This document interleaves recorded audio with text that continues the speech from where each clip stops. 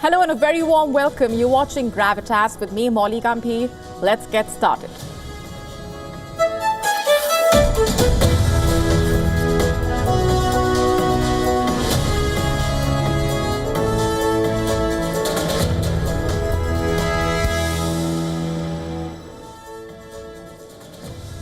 Our top story tonight on Gravitas focuses on what's happening in the United States. A statement by Elon Musk has triggered a serious question.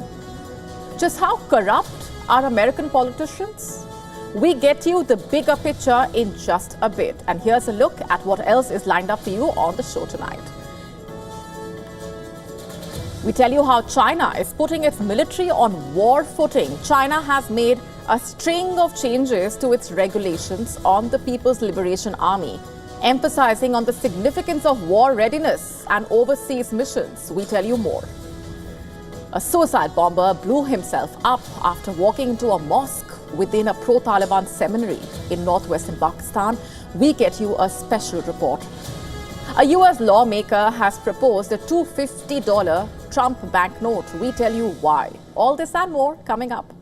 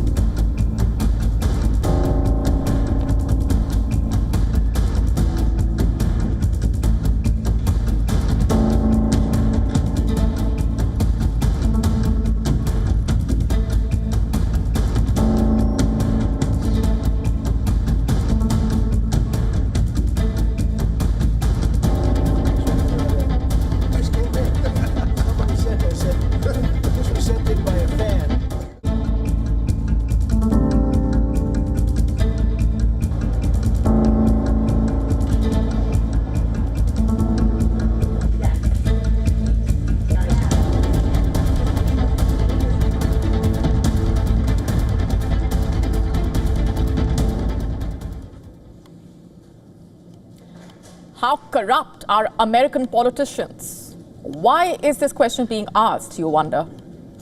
Well, here's the answer. Tech billionaire Elon Musk has said that members of the US Congress should get salary increases as a way to discourage corruption. Just to spell out the numbers for you first. Members of Congress currently earn $174,000 annually, a salary that has remained unchanged, by the way, since 2009. In addition to benefits. Now that you know that, what exactly has Musk said? Musk, who leads the Department of Government Efficiency, as you would know by now, in a post on the platform X said, and I'm quoting here, it might make sense to increase compensation for Congress and senior government employees to reduce the forcing function for corruption. Adding that corruption could be 1,000 times more expensive to Americans. Clearly, there is a lot to pack in. But first, why exactly is Musk saying this?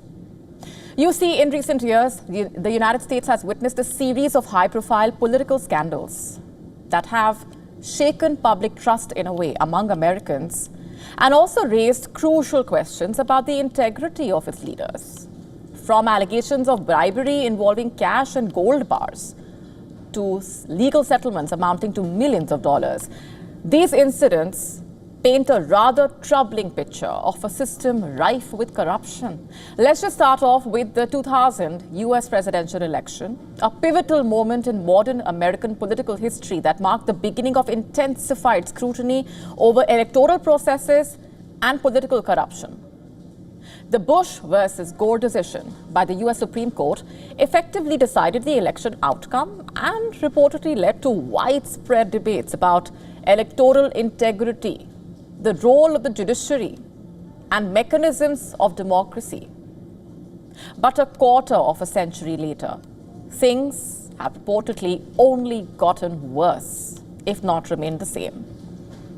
Just take last year, for example. Democratic Senator Bob Menendez of New Jersey was thrust into the spotlight when he faced his second bribery and corruption trial in 7 years. U.S. prosecutors, in fact, alleged that Menendez accepted substantial bribes, including cash and gold bars, in exchange for leveraging his political influence to benefit Egyptian officials and New Jersey businessmen.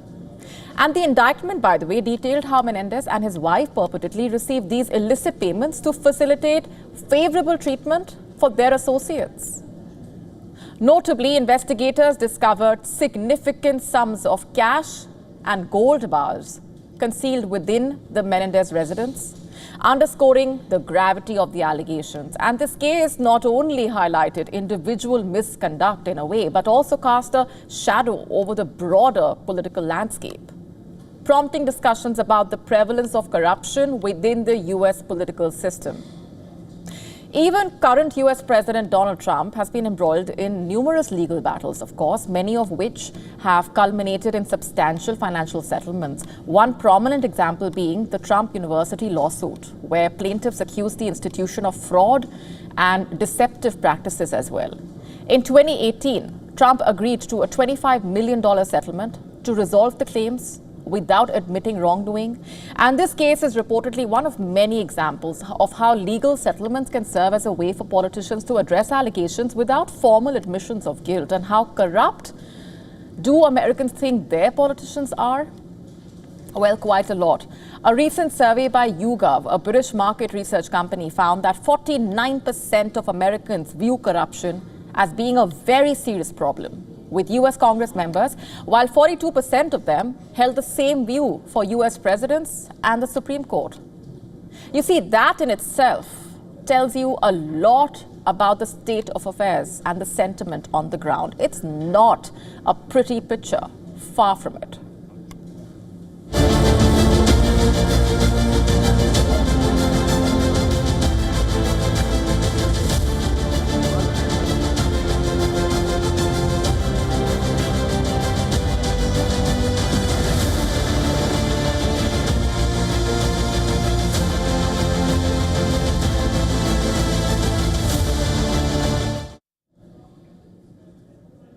After defiance, the Ukrainian president is giving in, with Volodymyr Zelensky set to meet U.S. President Donald Trump at the White House today. The centerpiece of this visit is a deal granting Washington access to Ukraine's rare minerals, something that Zelensky initially resisted, but has now conceded to. In fact, just days ago, Donald Trump slammed Zelensky, labeling him a dictator and holding him responsible for the Russia-Ukraine war breaking out. But now the U.S. president has reportedly softened his stance. The shift comes after diplomatic visits from French President Emmanuel Macron and the British Prime Minister Keir Starmer. During a visit by Starmer at the White House, this is what Donald Trump had to say. Mr. President, do you still think that Mr. Zelensky is a dictator? Did I say that? I can't believe I said that. Next question. And according to reports, Zelensky's initial refusal to grant Washington preferential access to Ukraine's natural resources like oil, gas, rare earth metals led to Trump labeling Zelensky as a dictator, and Zelensky had demanded security guarantees from the US for any peace deal with Russia, a demand that Trump flatly refused. Instead, he made it clear that the US has poured billions into Ukraine, and now it's time for payback. And now Zelensky is making the trip to Washington to sign the agreement, effectively giving the US a foothold in Ukraine's resource sector.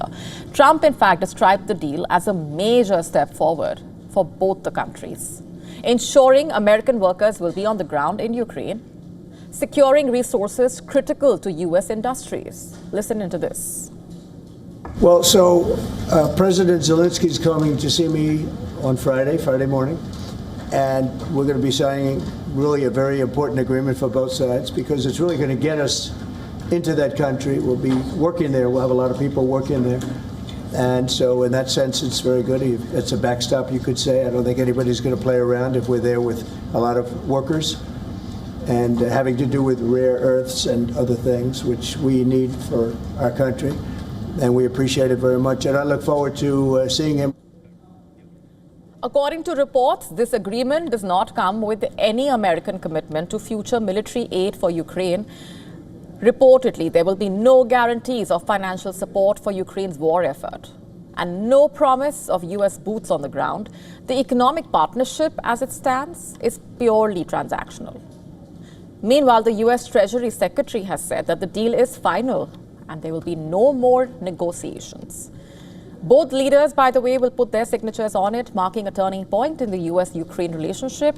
Zelensky once stood defiant, demanding security in exchange for resources, and now he seems to be bowing down not just to economic realities, but also the fact that Trump has selected the Russian President Vladimir Putin over him in a way. In effect, Zelensky is signing a deal that benefits Washington without securing any guarantees in return. And after months of rhetoric and resistance, the Ukrainian leader is walking into the White House on Trump's terms. On to China now. It has put its military on war footing. That would be the takeaway if you look at what's happening. China has made a string of changes to its regulations on the People's Liberation Army, emphasizing the significance of war readiness and overseas missions. In fact, according to the state news agency Xinhua, the amendments set to come into force in April underline that winning battles should be the top responsibility of the Chinese military, fundamentally focusing on the preparation and readiness for combat. Xinhua reporting that the regulations have been revised to enhance the rule of law in the military, building a strong force which is loyal to the party and has a deep sense of discipline and integrity to be able to fight effectively. The amendments, by the way, reflect the targets of President Xi Jinping to modernize the PLA by 2035 and become a top-ranked military by 2050. The three revised regulations signed by Xi Jinping deal with the PLA's internal affairs, discipline, military formations. The new regulations on internal affairs urge the Chinese soldiers to be ready for war at any time by focusing on military affairs study, researching warfare, and boosting their combat capabilities to win battles. According to the new rules, military units are required to include wartime management in training exercises and drills. Apart from that, stringent protocols have been put in place in the updated directives to safeguard military secrets. And a new section has been added for the management of overseas missions. Compared with the 2018 version of the regulations, which had just 5 mentions of the term wartime, the word appears 49 times in the new rules. From 5 to 49 times, a huge difference. In fact, the entire exercise is part of Beijing's attempts to upgrade its legal framework amid heightened tensions with the United States and escalations with the Philippines, for example, in the South China Sea.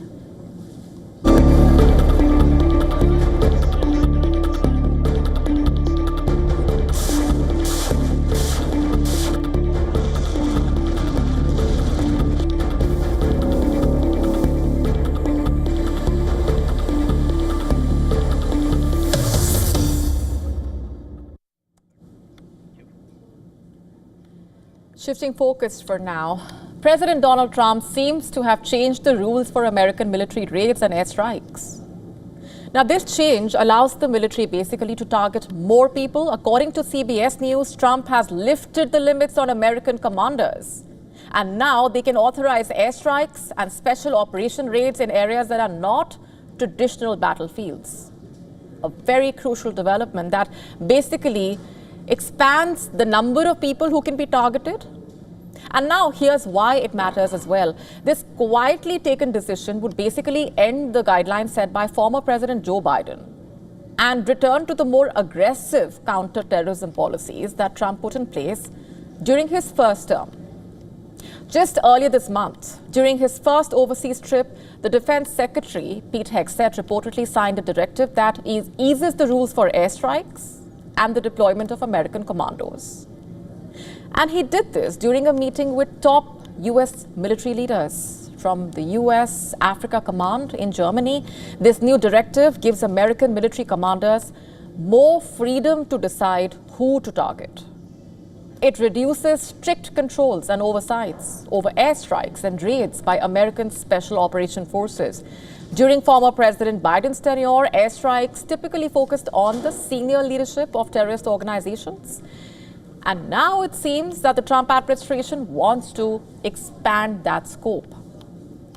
Now, according to government officials cited by CBS News, Trump's approach carries both risks as well as rewards. Rewards because the streamlined process can potentially degrade foreign terrorist organizations' capabilities faster, given the lower threshold required to strike and the widened target selection as well. It could be risky because it inherently raises the risk of flawed decisions and unintended civilian casualties. Potential targets? Many. As the new directive expands the scope of what commanders can actually do, Islamist armed group Al-Shabaab in Somalia and the Houthis in Yemen were reportedly discussed as potential targets. But it's not clear if the other US combatant commands around the world were also given the same directive. Just to be clear here, the Pentagon is yet to release a statement or comment regarding this decision. Typically, American military airstrikes are categorized into two main types: deliberate and defensive. Just to break this down, deliberate airstrikes follow strict processes and regulations, involving thorough reviews by military lawyers to confirm that targets are legal combatants under international law. And what this basically does is ensure a reduction in civilian casualties and prevents mistakenly targeting innocent people. Defensive airstrikes, on the other hand, are used in urgent situations where US or allied forces are in immediate danger from enemy attacks. And these can be authorized by the combatant command without needing approval from the executive branch. According to a leaked classified study from 2013, the Obama administration had a detailed approval process for drone strikes in Yemen and Somalia. Strikes required confirmation of the target's membership in a terrorist organization, thorough independent intelligence, projected minimal civilian casualties, and no contradictory information. A task force had to gain unanimous approval for the strikes, meaning even one dissenting voice would halt the entire operation. During Trump's term, similar provisions were in place, but with some exceptions, especially in Afghanistan. It's unclear if these same rules still apply under current directives. Remember, this new decision to expand the military strike authority follows a period of personnel changes in the Pentagon. Top legal officials for the Air Force, Army, the Navy have been dismissed by the Trump administration. Although these officials were traditionally seen as apolitical, they held a wide range of responsibilities, including overseeing criminal cases involving rank and file personnel and ensuring that senior military leaders adhere to international laws of armed conflict.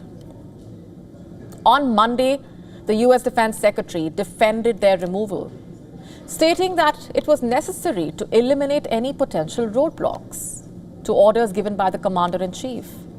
So what happens next is the immediate question. As Trump plans to address the broader crisis in West Asia and the Russia-Ukraine war as well, this decision seems to align with his peace through strength approach. As for how successful this strategy really will be, only time will tell.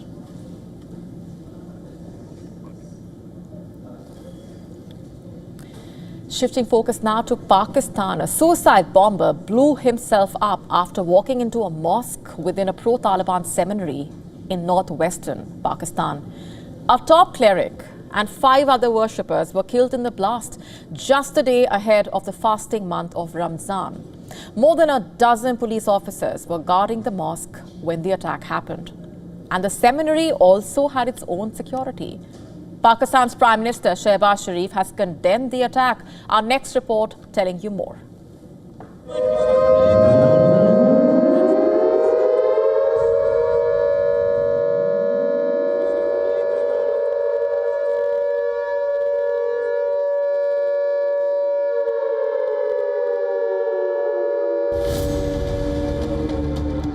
A powerful bomb rips through Darul Uloom Haqqaniya, a mosque situated in Akora.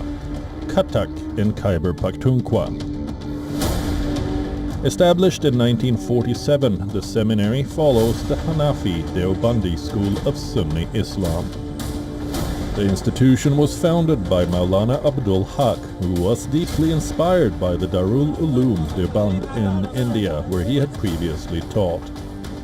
The blast took place during the Friday prayers, a day ahead of the Ramazan, claimed several lives and left many others injured. Among those killed was Maulana Hamid ul Haq, a JUIF leader and the son of Maulana Sami ul Haq, who was once known as the spiritual guardian of the Afghan Taliban, particularly the Haqqani network. An emergency has been declared in all hospitals in Peshawar.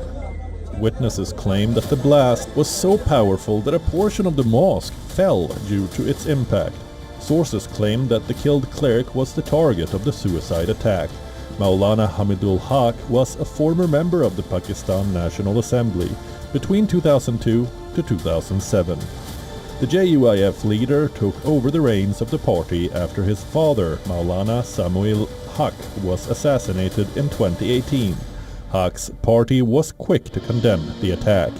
The JUIF said Maulana Hamidul Haqqani was a harmless person and was performing pure educational and teaching duties.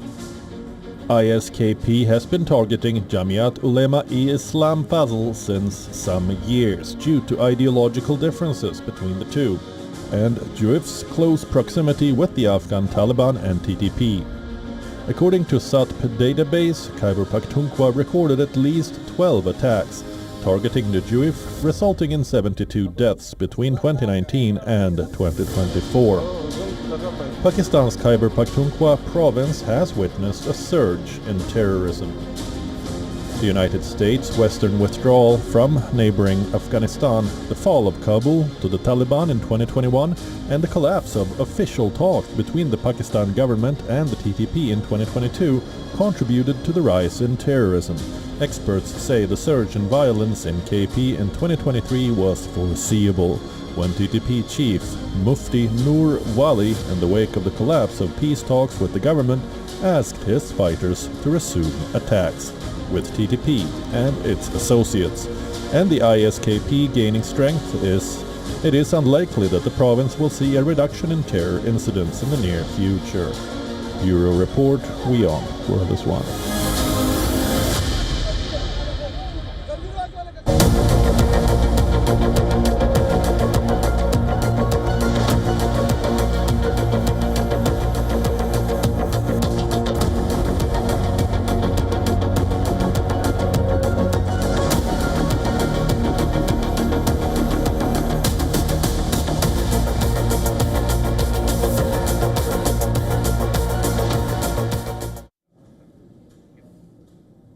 Our next story comes from India. It is expanding the hunt for critical minerals in Africa and Australia and challenging China's dominant position in this sector. According to the Indian Mines Secretary, V.L. Kanta Rao, India is exploring the mining of critical minerals in Zambia, the Democratic Republic of Congo, and Australia as part of its efforts to transition to clean energy. And currently, India is still developing lithium processing technology, a field that is predominantly led by China. Recently, the Zambian government also agreed to grant India access to 9,000 square kilometers for the exploration of cobalt and copper. In addition, India is looking into mining opportunities in Congo and Tanzania. Now, these countries are rich in essential resources such as lithium, cobalt, copper, all minerals that are crucial for modern technologies. While lithium is important for batteries and energy storage, cobalt is needed for electric vehicle batteries and electronics. Meanwhile, copper is indispensable for electrical wiring and infrastructure. And these minerals are basically essential for manufacturing mobile phones, computers, batteries, electric vehicles, solar panels, wind turbines, so on and so forth. The Indian Economic Survey 2022 to 23 highlighted the significance of rare earth elements and critical minerals as potential geopolitical battlegrounds, similar to crude oil over the past 50 years. As one of the fastest growing major economies in the world, India wants to reduce its reliance on mineral imports and secure a stable supply of critical resources. At the same time, the Indian government has decided to explore lithium reserves located in Jammu and Kashmir. In February 2023, the Indian government discovered its first lithium deposits in Jammu and Kashmir, with estimated reserves of 5.9 million metric tons. However, the government has not yet received any bids to auction the mining rights, and India has identified over 20 minerals, including lithium, as critical for its energy transition efforts and to meet the growing demand from various industries and infrastructure sector. As a result, last month, New Delhi approved an investment of 163 billion rupees, that's approximately $1.88 billion, to develop the critical mineral sector. And this leads us to the big question: why is India intensifying its plans to acquire critical minerals in Africa?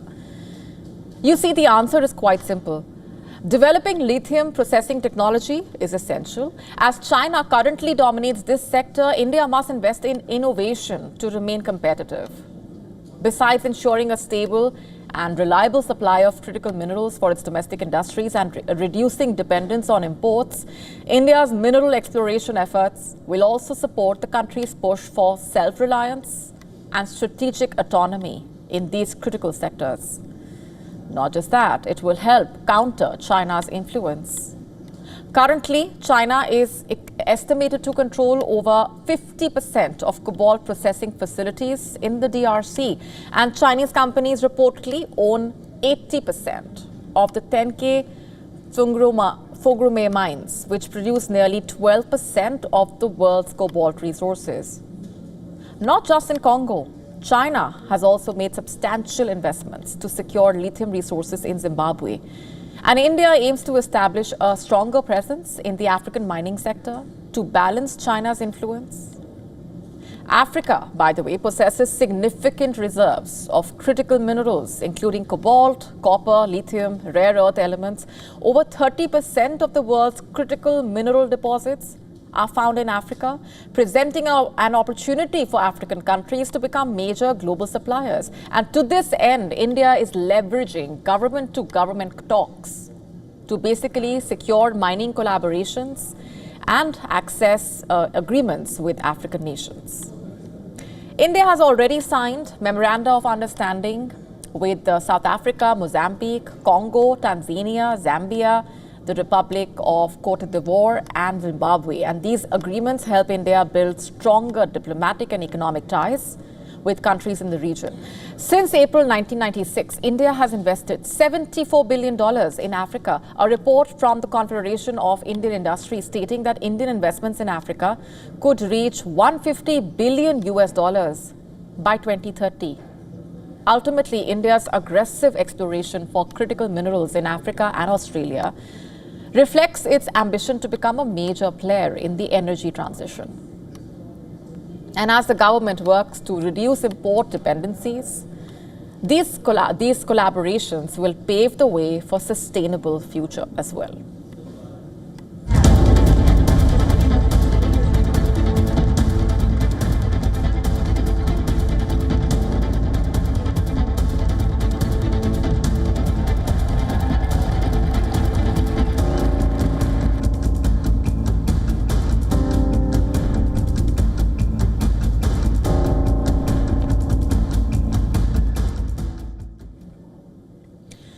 We now shift our focus to the United States. A Republican congressman from South Carolina has introduced a rather bold idea, creating a new $250 bill featuring US President Donald Trump's image. You heard that right. According to reports, Wilson said that Trump deserves this recognition, calling Trump, quote unquote, the most valuable president in US history. But beyond honoring Trump, Wilson's proposal is a direct response to what he described as Bidenflation, a term reportedly used by critics to describe the surge in inflation during former President Joe Biden's tenure.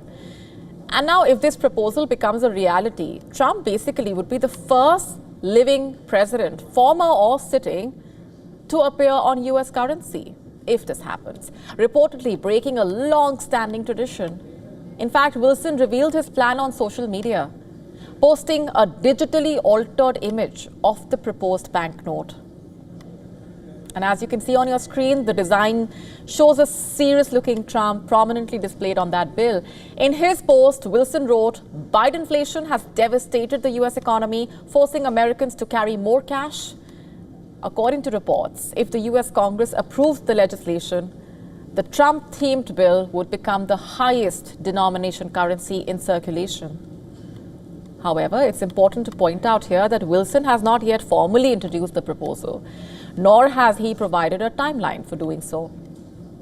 According to reports, Wilson and other Republicans frequently blame former US President Joe Biden's policies for the country's inflation crisis. Let's just tell you what the numbers have looked like. Inflation reportedly hit a 40-year high of 9.1% in the US in mid-2022, largely due to supply chain disruptions, pandemic stimulus programs, increased government spending. Experts say that Biden's economic agenda, including aggressive spending, worsened the problem. And while inflation has since reduced to around 3% as of January 2025, many Americans continue to feel the effect. A recent report from the US Department of Labor highlighted ongoing price pressures. In January alone, US consumer prices saw their steepest increase in 18 months, with food, rent, fuel costs rising sharply. And these financial struggles reportedly form the backdrop of Wilson's proposal, which he positions as a practical response to economic hardship. But there is a major hurdle standing in the way of Wilson's plan. A long-standing law prohibits living individuals from appearing on US currency. A US federal statute from 1866 explicitly states that no portrait can be placed upon any bonds, securities, notes, fractional or postal currency of the United States, while the quote-unquote original of such portrait is living. So if Wilson wants to move forward in any way, he has to reportedly first convince the US Congress to repeal or amend this law. And whether the proposal gains traction or remains just a symbolic gesture, it has certainly sparked a huge debate.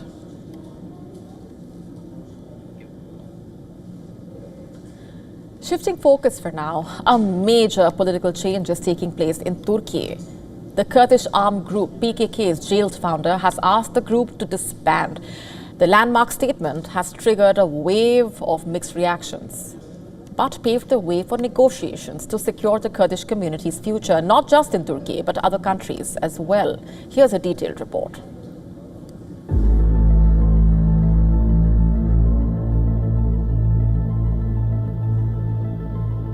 A 40-year-old armed conflict between Turkey's military and the Kurdish armed group PKK is at the cusp of coming to an end.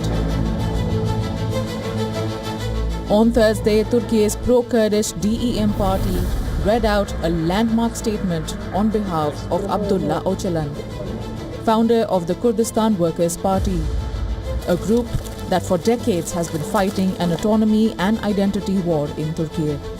The Kurdish leader's message was clear. He called for the PKK to lay down arms and disband the group. The collapse of real socialism in the 1990s due to internal reasons and the dissolution of identity denial in the country, the developments in freedom of expression, led to the PKK's lack of meaning and excessive redundancy. Therefore, it has completed its life like its counterparts and made its dissolution necessary.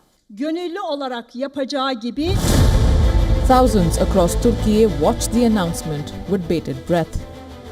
In southeastern parts of the country, where Kurds are predominantly present, the statement from their jailed leader triggered a mixed response. Many applauded the call for peace, but for others, it was a day of sadness and injustice. The message of APO is the message of peace, a message of brotherhood, a message of humanity, a message of rights and law, the message of justice and equality.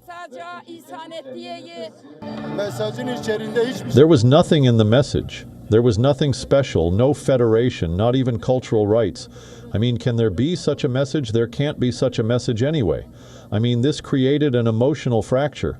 Frankly, I'll say it created an emotional fracture. The announcement appears to be a culmination of revived peace negotiations between the PKK and Turkey's President Erdogan, 20 years after delicate ceasefire between the two sides collapsed. The Kurds make up around 15 to 20% of Turkey's population. Their struggle for autonomy has been a long and bloody one. In 1978, Abdullah Öcalan, now in his 70s, formed the PKK. The group demanded an independent state within Turkey. In 1984, PKK's demand turned into an armed struggle. In February 1999, Turkish authorities jailed Öcalan. In 2013, secret negotiations led to a successful ceasefire that only ended up collapsing in just 2 years. So far, the violence and attacks have killed more than 40,000 people and displaced thousands more. The Kurdish struggle for independence and autonomy is not limited to Turkey alone. In West Asia, the community is spread across Syria, Iraq, Iran, and Armenia as well. Like the PKK, other nations also have their own armed groups. Syria's Kurdish-dominated democratic forces and Kurdish civilians welcomed Öcalan's declaration. But the SDF leader said that PKK dissolving itself did not concern the Syrian group, which is seeking an integration into the Syrian army. Details of this historic change in Turkey are still awaited. Many questions remain unanswered. Will Öcalan be freed from prison after PKK heeds his call and the group successfully disbands? Can the Kurds and Turkish authorities reach common ground via negotiations to ensure the minority community retains its culture and identity? Bureau Report, WION, World is One.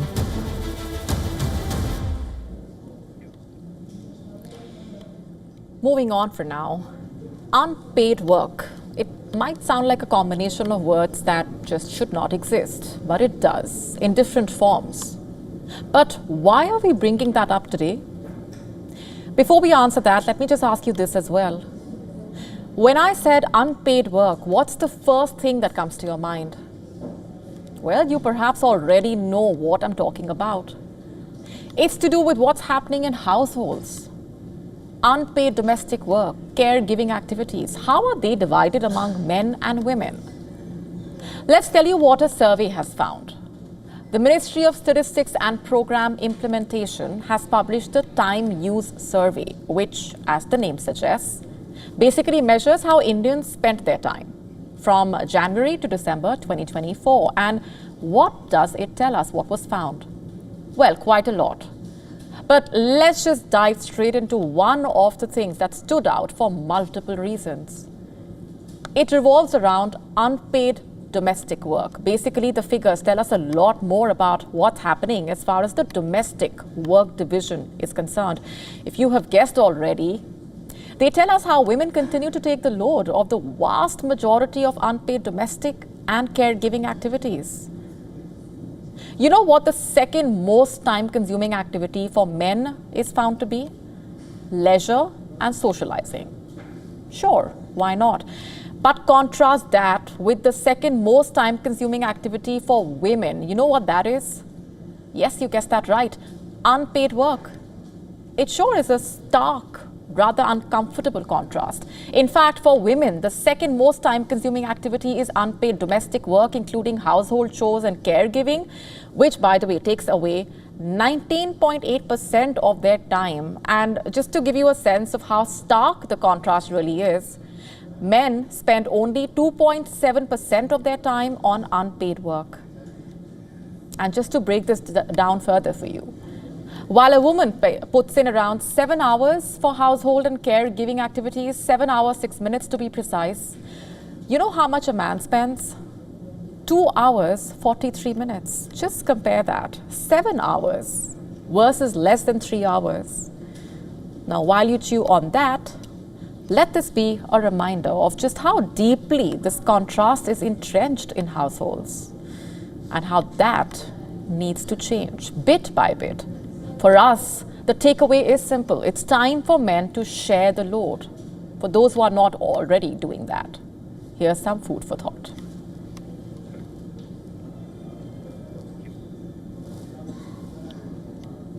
On to Japan now. The country is grappling with an aging population and a significant shortage of caregivers. Enter AI-powered robots, a technology that promises to transform elderly care by bridging the gap in the caregiving sector. But how exactly are high-powered robots shaping the future of elder care and addressing Japan's workforce challenges? Take a look.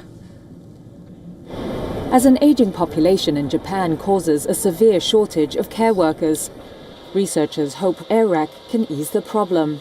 It is an AI-driven humanoid robot designed to carry out tasks for elderly people who need critical care, such as changing diapers or preventing bed sores. AIREC is being developed by researchers at Japan's Waseda University. The project is funded by a government program designed to foster disruptive innovation to resolve difficult societal issues. Professor Shigeki Sugano leads the research. As we are entering a super-aging society and the birth rate is declining, we will need robots' support in providing medical and elderly care and in our daily lives. Unfortunately, the current robot technologies are still in a premature stage when it comes to interacting with people and supporting them. The ultimate goal of our project is to somehow achieve that. Sugano says AIREC can make physical contact with people safely and adjust its actions in response to spontaneous human moves. A dwindling working age in Japan has prompted the country to turn its eyes to robots for a solution. Over the next decade, the number of people in the 15 to 64 age bracket is projected to fall almost 10%, according to the National Institute of Population and Social Security Research. This care facility in Tokyo is already experimenting with various smart devices to help reduce caregivers' burden. Its COO, Takashi Miyamoto, says a chronic labor shortage in the elderly care sector will likely only get worse. He believes the days when robots will work alongside human caregivers are, quote, certain to come. Resident Yukiko Namekata was asked about her view on the possibility of having a robot care worker. She said, "Isn't it a little too early for that?" Care worker Takagi is cautiously optimistic about the use of robots. If such a robot were really created, I think it would be very helpful to us in the field. However, I'm a little bit worried that the warmth generated from human interaction between residents and caregivers and the subtle communication, such as reading the room and understanding the situation, might be difficult to replicate.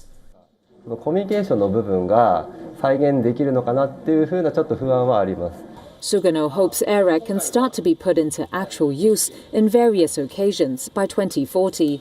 And by 2050, he hopes it will be able to work independently at a nursing care facility or even conduct medical operations with doctors.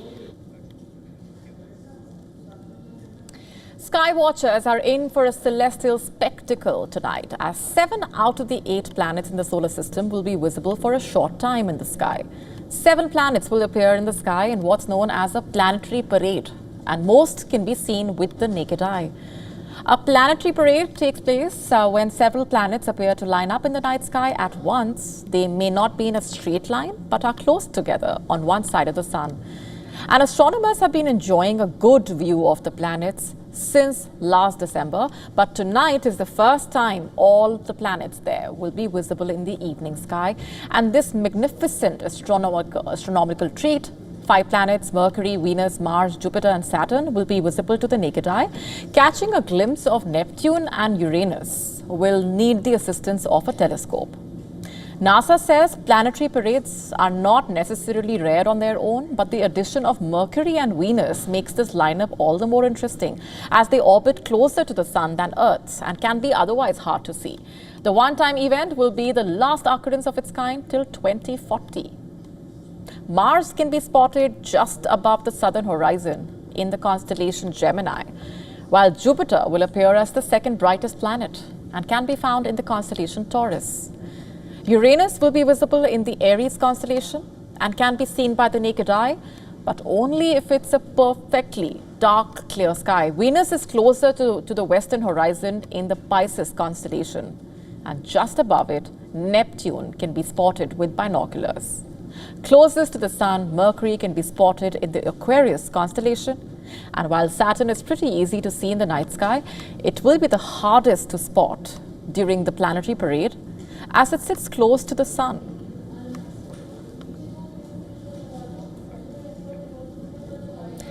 Shifting focus, it's not often that a country's prime minister is anguished by the poor performance of a national team. But such has been the performance of the Pakistan cricket team of late that Prime Minister Shehbaz Sharif himself could take up the issue in the parliament. After a humiliating performance as host of the Champions Trophy, it is fair to say that Pakistan cricket has become a joke. It was supposed to be the event of a lifetime for Pakistani cricket fans. Global cricket returned to Pakistan after nearly 3 decades. The Champions Trophy was the chance for the Pakistani cricket team to show that they could compete with the likes of India and Australia at the world stage.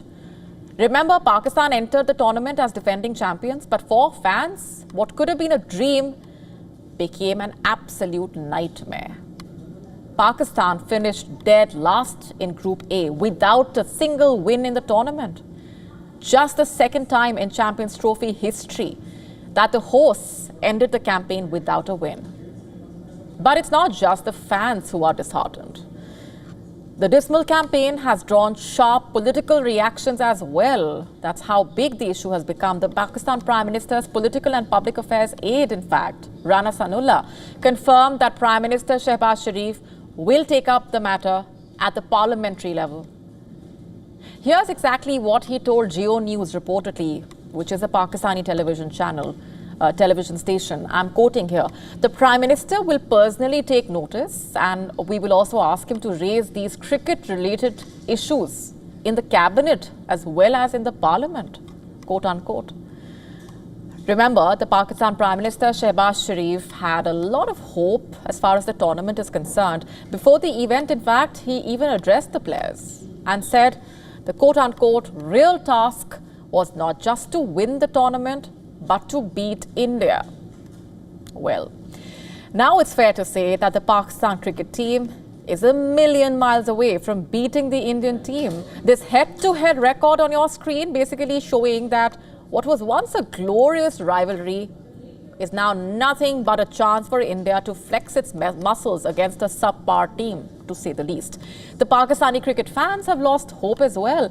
Some even said that they are glad the two teams no longer play each other in bilateral cricket, as it would lead to more humiliating defeats for the men in green. For a country that has produced the likes of Imran Khan, Wasim Akram, it has become a sorry state of affairs. No foreign head coach stays for longer than just a few months. Mismanagement, lack of leadership, no long-term planning basically. Pakistan cricket is the perfect lesson on how not to run a national team.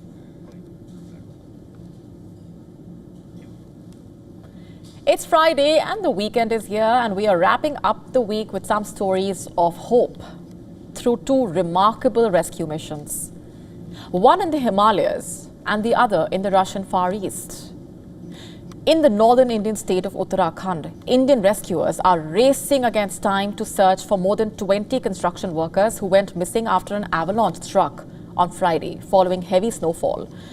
Disaster relief teams have been digging for hours through thick snow after the avalanche hit a construction camp in Chamoli district, burying many workers under snow and debris. The Indian Army, in fact, released a statement on X stating that the rescue operation continues relentlessly despite harsh weather conditions and the ongoing snowfall. Initially, 57 workers were trapped, but 22 were able to escape to the nearby temple town of Badrinath. And so far, 10 workers have been rescued, leaving 25 still unaccounted for. Army doctors at the site have performed life-saving surgeries on those critically injured. However, bad weather has been hampering rescue efforts. Rhythm Agarwal from the State Disaster Relief Force mentioned, reportedly, that high-altitude rescue teams will be deployed by helicopter to the scene once the weather conditions improve. Meanwhile, in the Russian Far East, 374 stranded fishermen were rescued from drifting ice floes. Hundreds of ice fishing enthusiasts found themselves trapped on shifting ice in Russia's eastern sea of Okhotsk, off the coast of Sakhalin Island. All the fishermen, who were separated from land by about 700 meters of water, were successfully rescued, with no casualties reported. Local fishermen often encounter situations like this as they find themselves on broken-off ice floes. A similar incident, by the way, occurred 2 weeks ago, during which more than 139 people were rescued.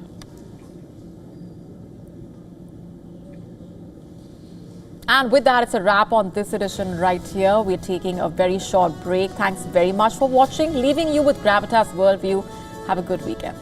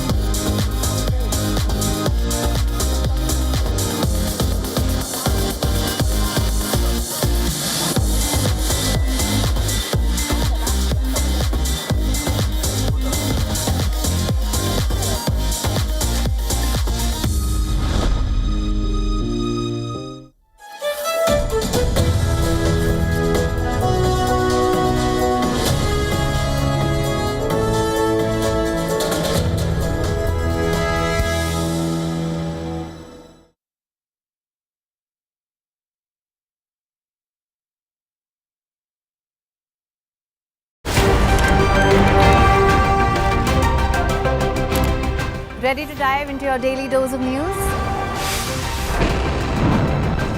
Bringing you what's trending in the West and all that's setting trends in the East. And all of this served up with a side of insightful banter. We don't just bring you the latest stories. We bring you your talking points for the day.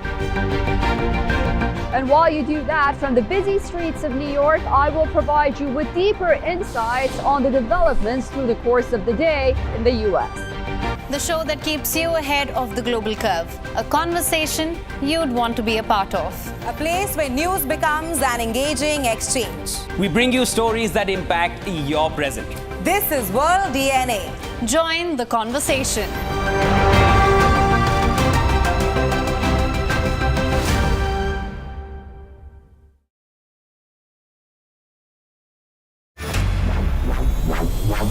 This week on Check It Out, we take you inside Christie's controversial art auction. We also show you an app that is helping homeowners divide chores efficiently. And we give you a sneak peek into Amazon's latest offering. This and more on WION World is One at these times.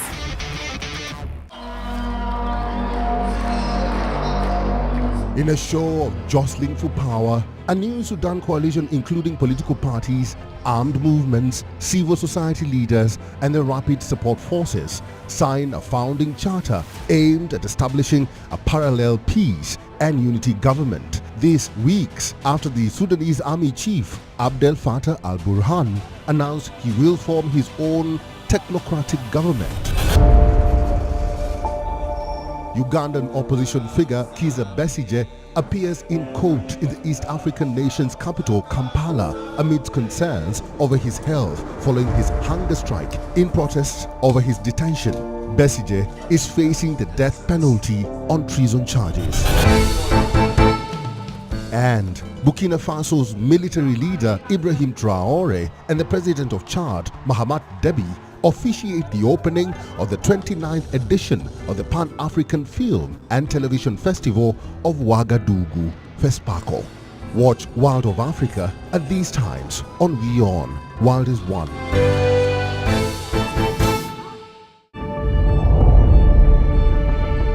The Earth is sending distress signals. Wildfires, droughts, and melting glaciers. Can we reverse the damage? Explore the harrowing effects of climate change. It's a wake-up call.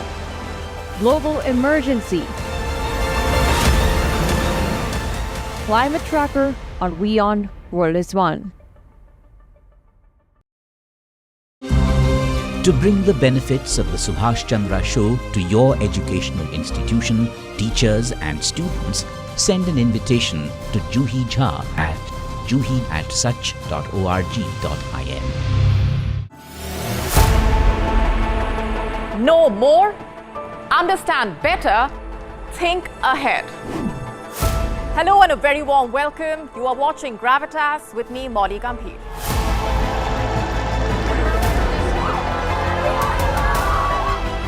Get the facts, not the bombast. On the 26th of March, dynamic pricing, Baloch separatists,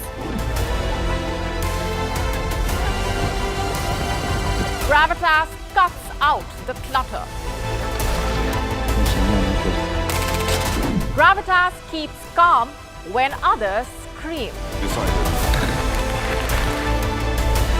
Gravitas brings news to life.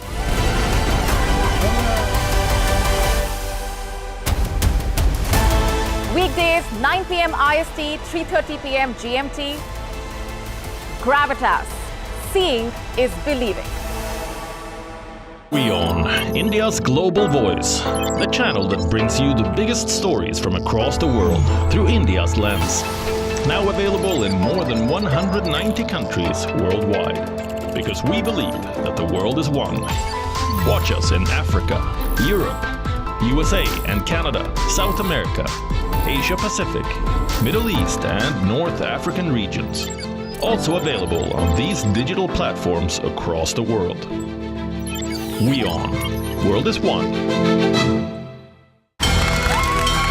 From the bustling trading floors of Wall Street to the vibrant exchanges of Asian stock markets, WION breaks it down for you to make sense of what's happening.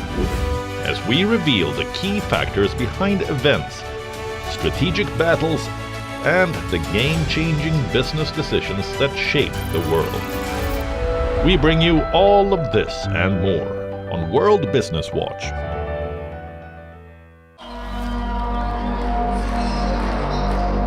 In a show of jostling for power, a new Sudan coalition including political parties, armed movements, civil society leaders and the rapid support forces signed a founding charter aimed at establishing a parallel peace and unity government. This weeks after the Sudanese army chief Abdel Fattah al-Burhan announced he will form his own technocratic government.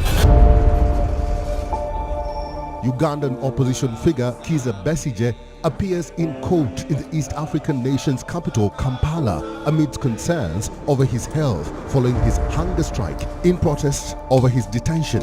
Besigye is facing the death penalty on treason charges. And Burkina Faso's military leader Ibrahim Traoré and the president of Chad, Mahamat Deby, officiate the opening of the 29th edition of the Pan-African Film and Television Festival of Ouagadougou, FESPACO. Watch World of Africa at these times on WION World is One.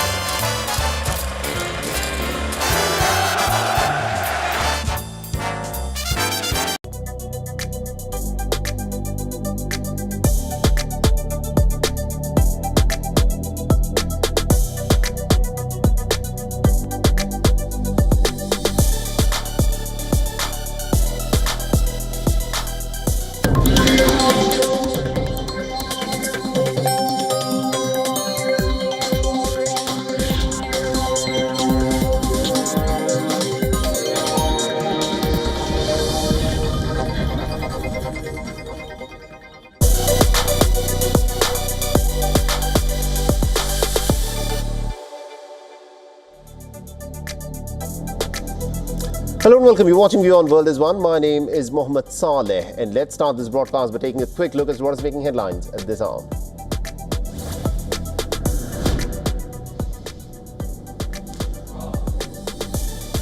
A landmark meeting between the American President Donald Trump and his Ukrainian counterpart Volodymyr Zelensky is underway at the White House.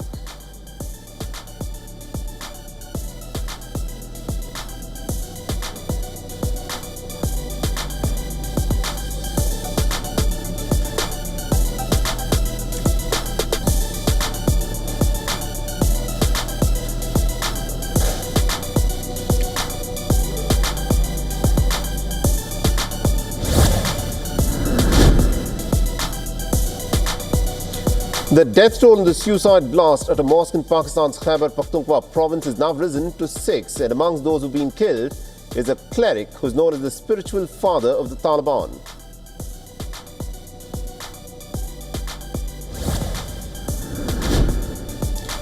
Saudi Arabia and Afghanistan declare Saturday, the 1st of March, as the first day of the holy month of Ramadan, after the crescent moon is spotted